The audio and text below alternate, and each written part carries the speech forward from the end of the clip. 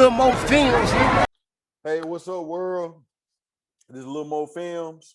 We got a second time guest in the building today, Vernon Craft. Last time we spoke, things got a little out of hand. I talked to some of my mentors, and they told me I wasn't professional, and I didn't handle the situation. I should have handled it. So this time I wanna try to do things a little different or whatever. So first off, Mr. Craft, can you hear me? All right. First off, Mr. Craft, I just want to apologize, you know what I'm saying, for making some of the comments that I made or whatnot. You feel me? I just didn't really agree with some of the things you were saying. And you kind of got me out of pocket, but I can guarantee you that won't happen again. You know, one thing I do is admit when I'm wrong and I learn from my mistakes. But some of the things you were saying just kind of got me out of pocket. So I do want to apologize for that. Well,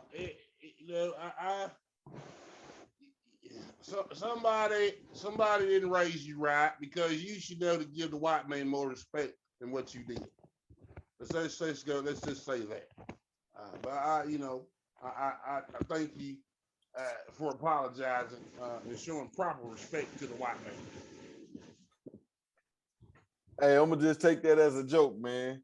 But we're gonna keep it. We're gonna roll on into part 2 of our conversation. You know, I went back and did a little more research, and I got a couple of things that I want to ask you. I feel like you might can shed some light on from a different perspective. So, how do you feel, Mr. Craft, about police brutality in America right now? I think there's no such thing. I think the kind officers in blue they're doing their job and they're doing a fine job at it. So there's no such thing as police brutality? You ain't been seeing none of the videos people been on? I've never seen a video where a person didn't deserve what was happening to them.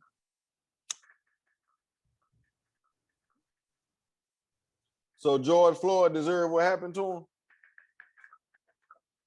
I mean, absolutely. He was high on drugs, and he decided that he didn't want to be compliant. He didn't want to listen. So I mean, only thing he had to do was stay still.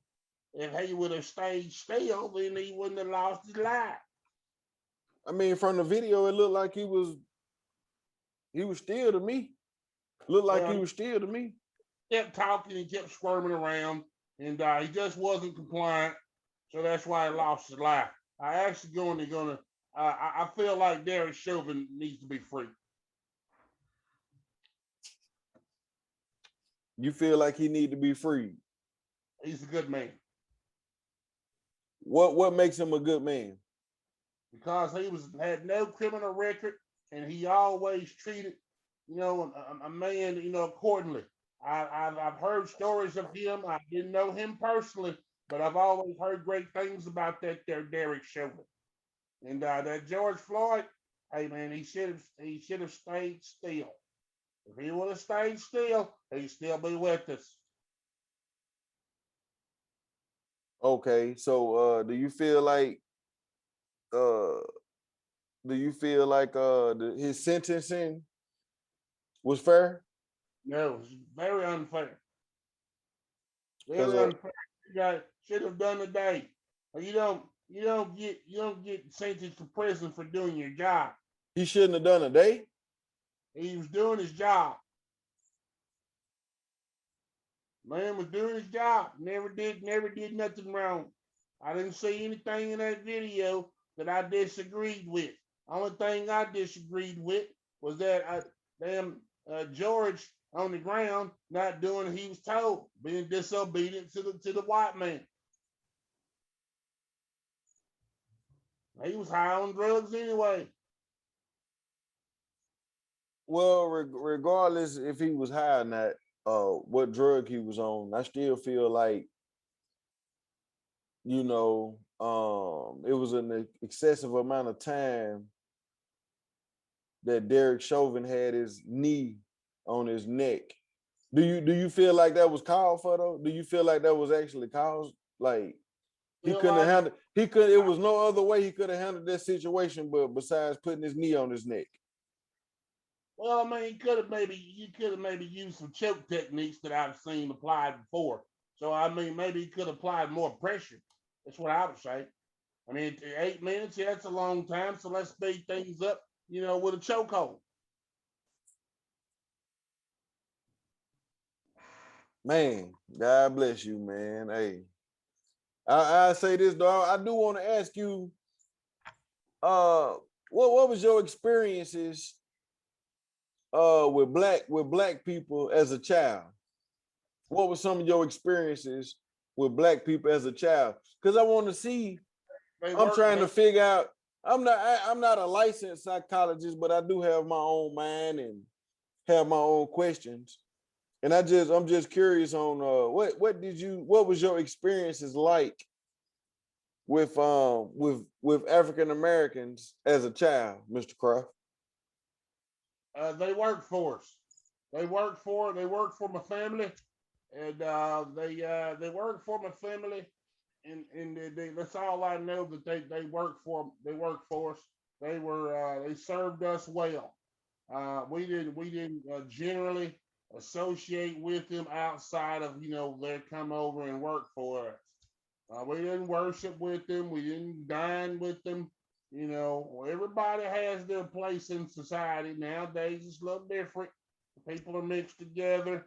However, I don't entertain that. My experiences with them a child, they knew they were workers. They work for us. They work for us. The workers. So is that you do you think that has something to do with the way you see black people? Because Uh, that may be the way that you ever seen them was working for you, and you never worked for a black person. never worked for a black in my life. Never planned on it. Never will. No, I never be because the black man, the black woman, blacks or Mexicans, all of them. You're making this thing about black and white. It's not black and white. Anybody other than if you're not white, you're beneath us. So you're a non-factor. It doesn't matter. Uh, What if I told you I disagree? What if I told you you was working for a black man right now? Listen to me. First of all, there's no black man that employs me that ever will employ me. Uh, Second of all, black people and Mexicans and whoever, they were all just workers. They were put here to work. Mexicans put on roofs and do gardens, and black people, sell drugs and whatever else they do. But Hey, all black people don't just sell drugs now. okay, they use them. So white people don't use drugs. Cause I can recall seeing a lot of white people come get drugs in the hood growing up. You ain't making no sense, man. You ain't make it ain't making no sense. Maybe a But I'm not gonna let you get me upset today. You know what I mean? So how do you feel about reparations? stimulus checks are reparations. That is our way of telling you, hey, get over it. All right, things happen, and we're trying to make this situation by giving you people a couple of dollars. Trying to send you some money every month, along with the government benefits, the housing, the food, give you food stamps, give you Section 8, we give you housing projects, we give you all these things. And then, thanks to our, I'd rather not say, President Biden and Kamala Harris. You know, it's hey, we're going to hell in a handbasket. However, I mean, here's your reparations. You get your checks.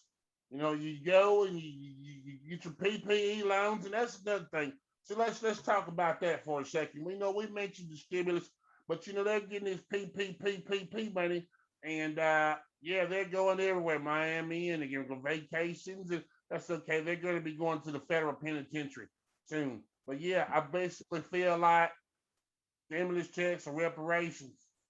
You know, it's white people getting them also, but they're mainly for the darkies. So we don't owe them nothing. They owe us. Well, I disagree, man. I feel like black folks help build this country. And we owe They just did, as much did as just as much as any other have, but they have race. overextended their stay. They've been here too long. Hey, They we was didn't ask to come over here. Y'all brought us over here.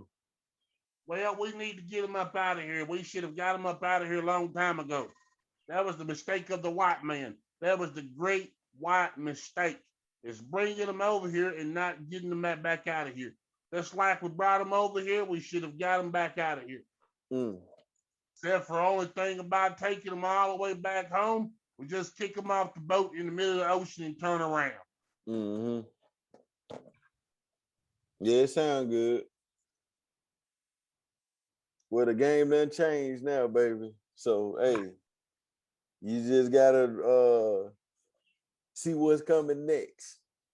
Well, the game, Maurice has not changed because it's even better. You're killing Oh, okay, it's better.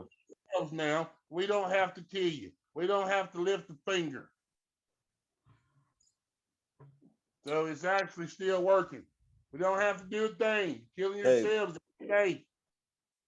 people starting to wake up though, man. The killing rate going down. It ain't going up, it's going down. It's It's just a more. select few now. It's just a select group of black people that's killing each other. But even in that group, more and more people starting to get wisdom and knowledge so that we don't live that way. It's getting the numbers getting lower and lower. I love that. I love And that people like you getting older and older. I love that hippity. I love the hip hop music that promotes the black on black violence. I Yeah, they ain't think got no, I bet you won't hear no country music in China or Asia. They playing hip hop. They what's your hip point? to the hop. They hippity hopping. What's your point, Malachi? Hey, they playing hip hop. That's the culture of the world, hip hop. That's the truth. Hip hop was born from a place of truth, I don't care about not hip hop. fiction. You The come white man up, you to be people come, y'all came up with Santa Claus white and man the always be leprechaun, and it's a pot of gold at the end of the rainbow, and this y'all come up with fictitious characters. The stuff that we present in our art in our culture is real. We telling real life stories, that real why life facts. That's is why it that resonates all over the world. I have a question for you. What's Is that? that why you believe in Jesus? Because you know we made him up also, and you know you go to church every Sunday to your black churches and you praise a character that we literally made up. Hey, all I can say to that is for you to have the idea in your mind that there's a Jesus, that has to be one. Now whether the story has been told correctly or not, you know what I'm saying, that's yet been presented to be. You know, I wasn't there, you wasn't there, so you know what I mean. You don't know no more than I know. You just going off stuff you done heard. You know what I mean. I told you I ain't gonna let you get me upset today. You know what I'm saying. You got me last time, but like I talked to my elders, I can't let you do me like that. I gotta learn from my mistakes. Well, they And tell as of right now, I feel like honestly, besides how much money you got, how much status you got, I feel like you beneath me right now. You know what I mean? That's my opinion. You know what I mean? That's my opinion. They obviously But thought you. I'm not knocking you. I'm not knocking what you got, you know, your thoughts. It's a free country, you know, freedom of speech. You're allowed to feel how you feel and say what you say. Good job at respecting the white man. That's cool. Hey, if that's how you feel, if that's how you see it, you know, if that's how you see it on your side of the street, that's fine. But it looked different on my side of the street. So to each his own, buddy. Your side of the street is dirty. Doesn't matter what's going over there in the ghetto. Yeah, it's cool. It's cool. So look, man, I ain't finna go back and forth with you, but look, a lot of people got in the comments, you won't show your face. And I'm trying to tell you, you'll get more traction if you show your face, but you say you done too much in the past. You don't want to show your face, and okay, I gotta respect that. But you created a you on social media. I created a Facebook page, Vernon Craft. Okay, there is my Facebook page for Vernon Craft, but I'm not accepting any nigglets. I'm not accepting any darkies. So don't waste your time sending me a friend request, because if we're not like-minded people, then I don't want to be on my page. For what? Okay, but so for the things that you talk about and the things you say, I really got somebody. I want you to I want to bring in on the interview. Maybe next time I have to reach out to the person, but I would love to hear you and my boy C Grammy or my sister Marie Mike. I don't know if you know who these people is. They Chattanooga people in the community, but I would love to bring them in on maybe a 3-way or 4-way call and to maybe ask you some questions. I discuss some things with you, because they in your field, they know a little bit more than what I know pertaining to some of these topics. Even though I'm flattered that you reached out to me, you know what I mean? Like, that's big, but I'm all about the facts. Little Mo Films, I'm all about the facts. So I would really love to bring a few other people in, even my boy Roland from the D-Program show, RMJR. He do his thing. He do a pretty intense job of asking questions or whatnot pertaining to these types of topics. So would you be interested in something like that? Could I possibly maybe set that up?